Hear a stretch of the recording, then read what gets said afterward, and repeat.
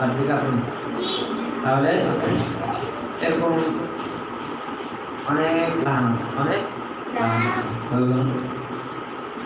তো যেটা আমাদের প্রয়োজনীয় ওটা হলো আমাদের যারা আমরা বালাবি খেয়াল করবো, যারা এই বছর বিদায় হবে তারা বালাবি খেয়াল করবো কোন জিনিসটা, যে মাঝখান বলে যে ধানটা হচ্ছে ওটা আর ফসলটা, ঠিক আছে?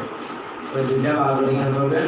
এবং আপনারা যদি পড়াশোনা তখন ওই দুইটা দিয়ে পড়াশোনা হবে, ওই যে দুইটা হবে পড়া।